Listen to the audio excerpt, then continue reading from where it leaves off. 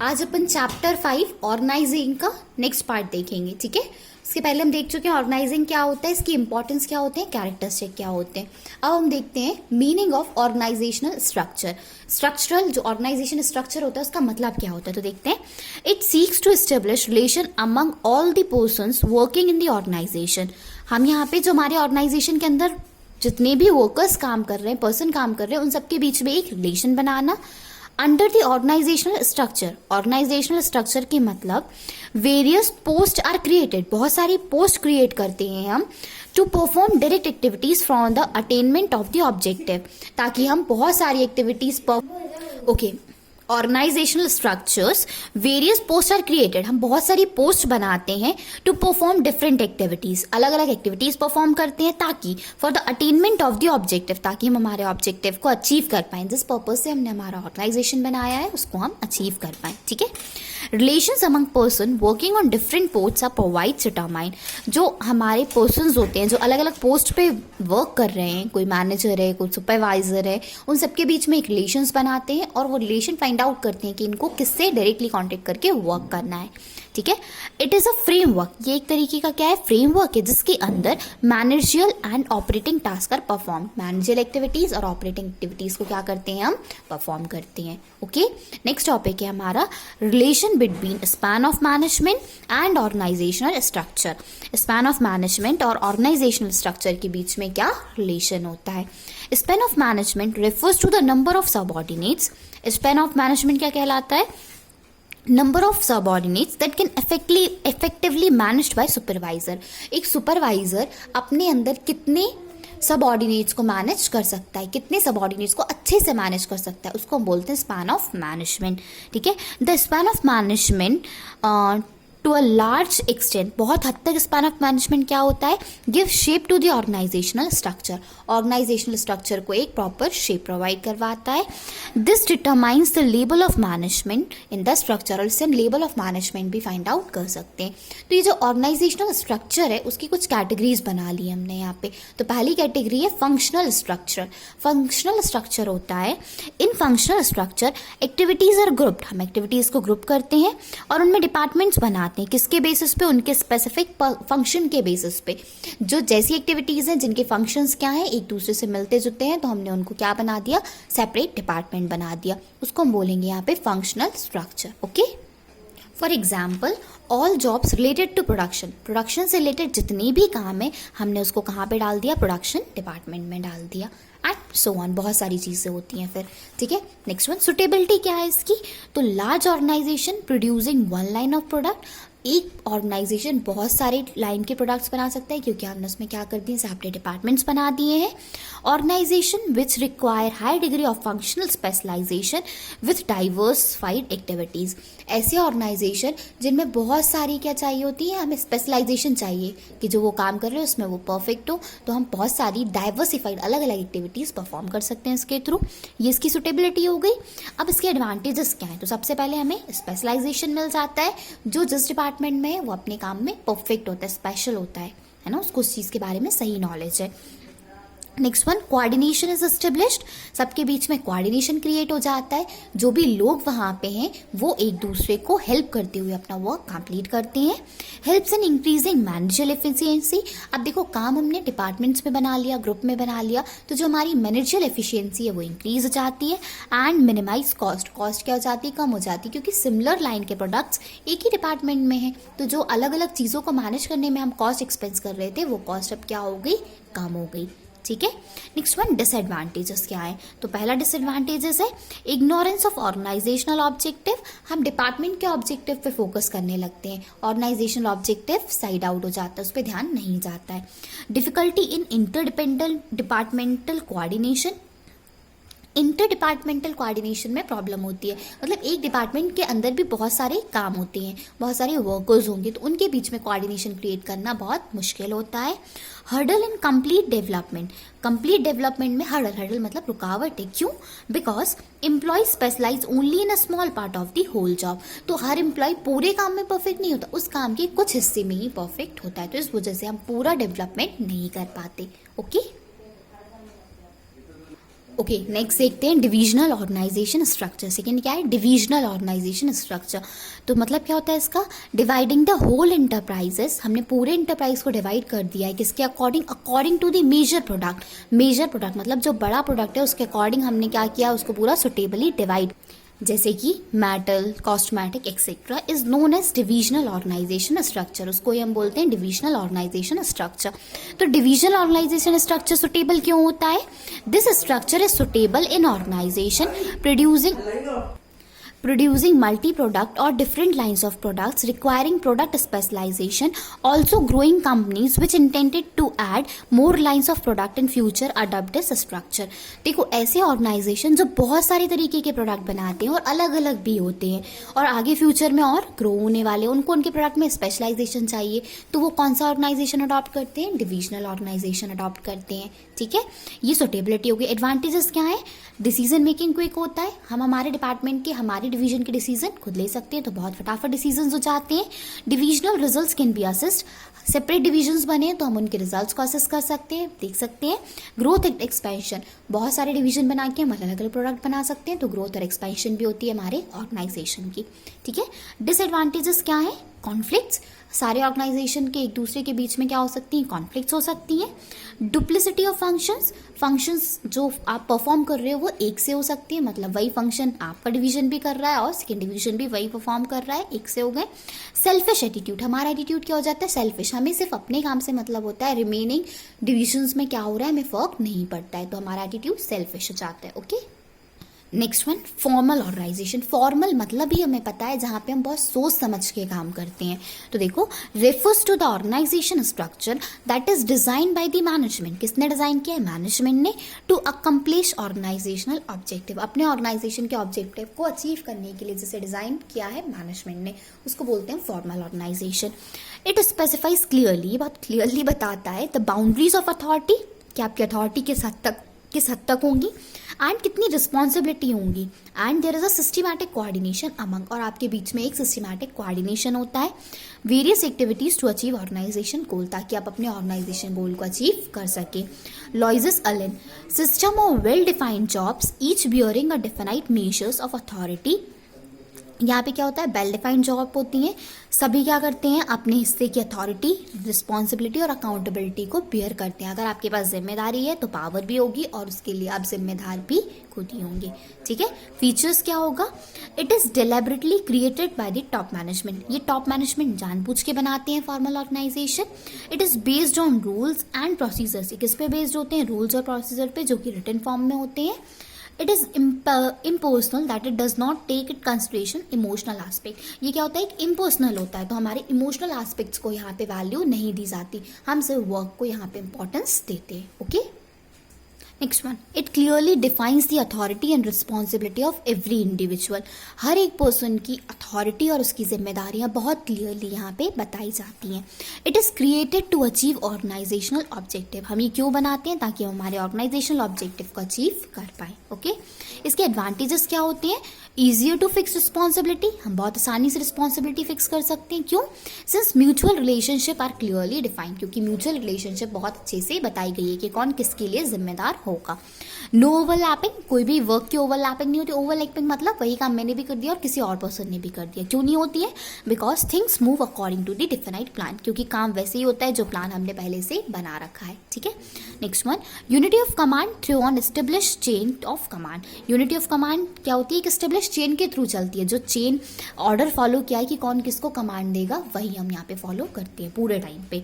Easy to achieve objective, बहुत आसानी से ऑब्जेक्टिव अचीव कर सकते हैं। Because coordination and optimum uses of human and material resources, क्योंकि हम ह्यूमन और मटेरियल रिसोर्सेज के बीच में कोऑर्डिनेशन बना के रखते हैं और बहुत अच्छे से उनका उपयोग करते हैं। ठीक है, suitability in the organization, because behavior of employees can be fairly predicted since there are specific rules and guide to them।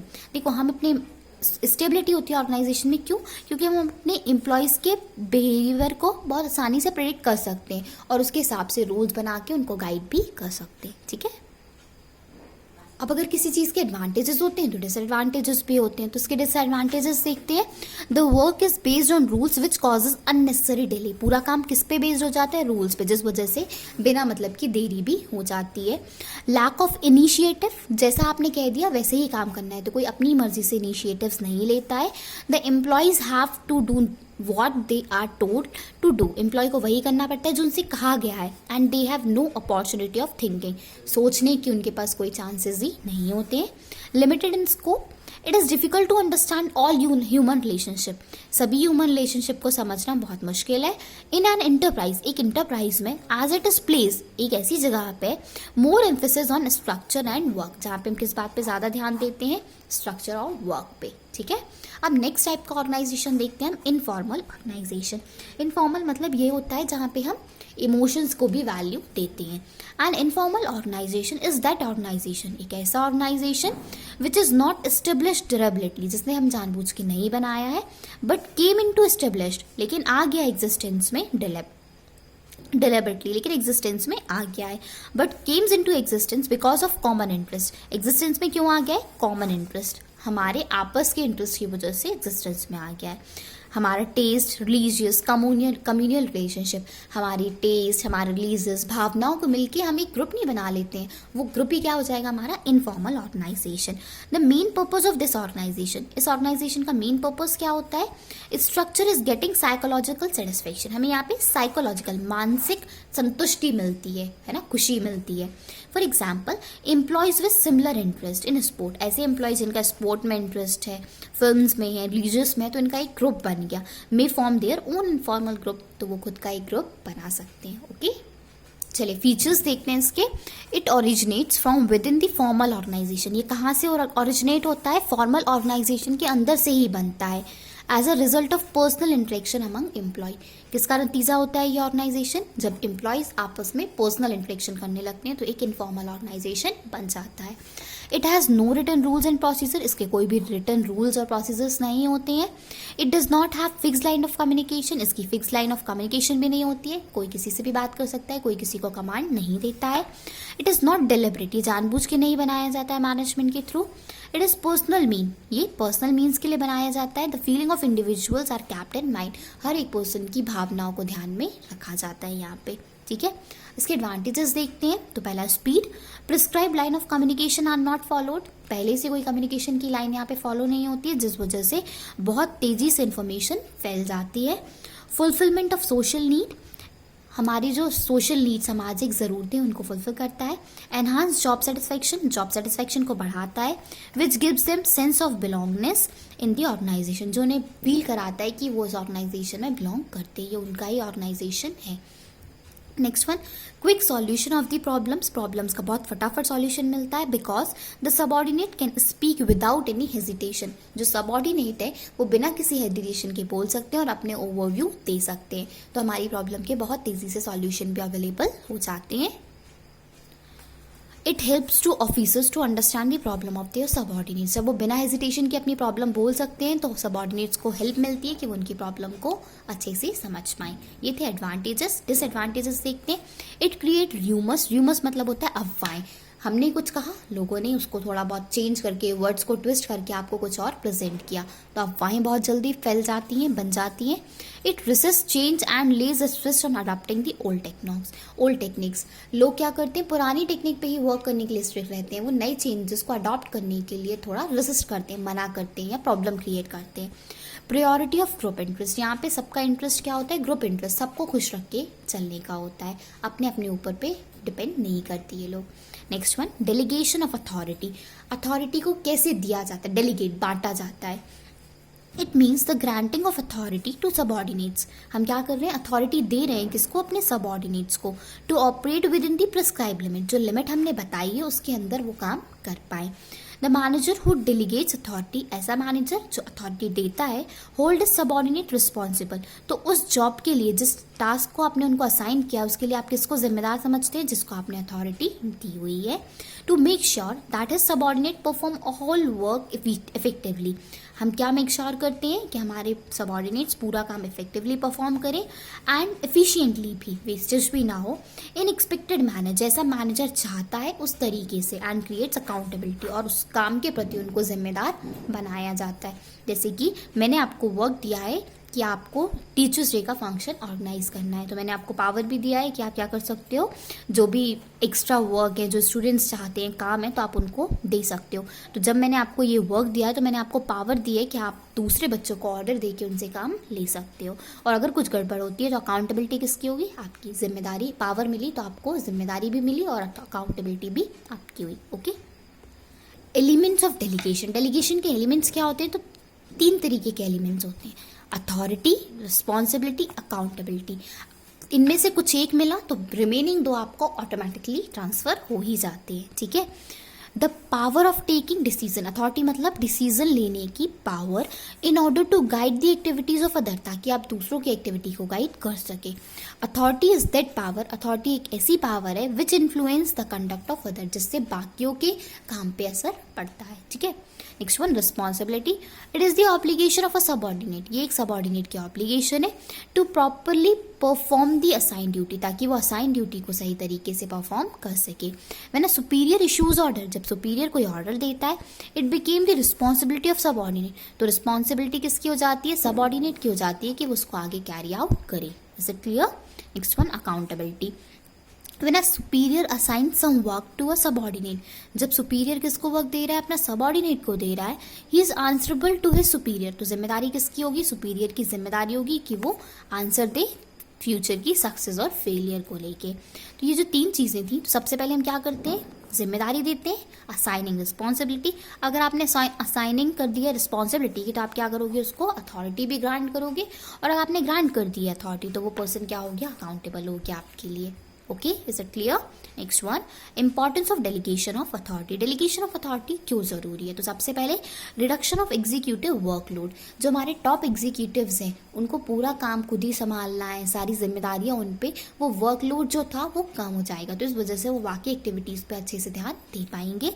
Employ development, हमारे एम्प्लॉयज को नई थोड़ी पावर मिलेगी तो वो उस पर और वर्क करेंगे, फोकस्ड रहेंगे, तो उनकी डेवलपमेंट होगी।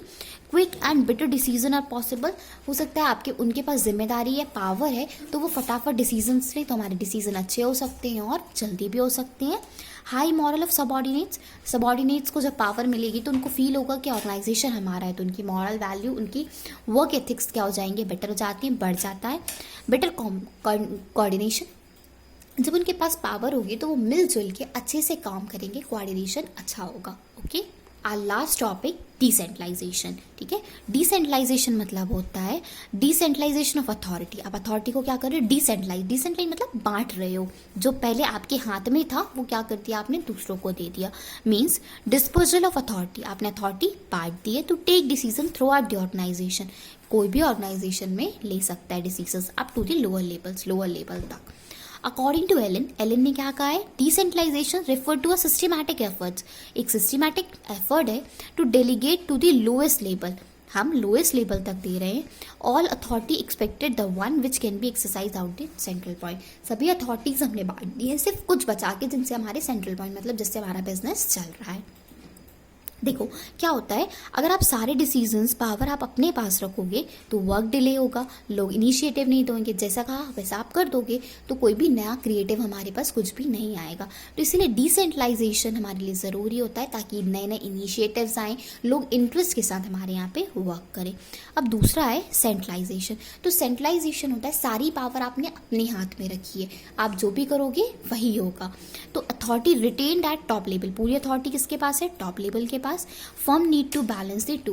तो देखो एक ऑर्गेनाइजेशन को डिसेंट्रलाइजेशन और सेंट्रलाइजेशन के बीच में बैलेंस करने की जरूरत होती है। आप पूरी पावर अगर अपने हाथ में रखोगे तो भी सही नहीं है ऑर्गेनाइजेशन के लिए, और पूरी पावर आपने अपने एम्प्लॉयज पे छोड़ दिया तो भी सही नहीं है। तो हमें इन दोनों के बीच में बैलेंस करने की नेसेसरी होती है, आवश्यकता होती है। Next one, importance of decentralisation. Decentralisation क्यों जरूरी है, develops initiative among subordinates. Subordinates initiative लेने लगते हैं, वो अपने व्यूज देने लगते हैं। Quick and better decision, decision fast हो जाते हैं। Relieves the top executive for assist workload, जो एक्सेस वर्कलोड था टॉप एग्जीक्यूटिव्स, उससे थोड़ा रिलीफ मिल जाता है उनको। मैनेजरियल डेवलपमेंट, सबके अंदर और कैपेसिटी क्रिएट हो जाती है अपने डिसीजंस लेने की, एक अच्छी स्किल बनती है और कंट्रोल भी अच्छा हो जाता है, आप इजीली सारी चीज़ों को मैनेज कर सकते हो। ये था हमारा चैप्टर 5 ऑर्गेनाइजिंग। इसके बाद हम चैप्टर नेक्स्ट कंटिन्यू करेंगे नेक्स्ट लेक्चर में। Have a good day.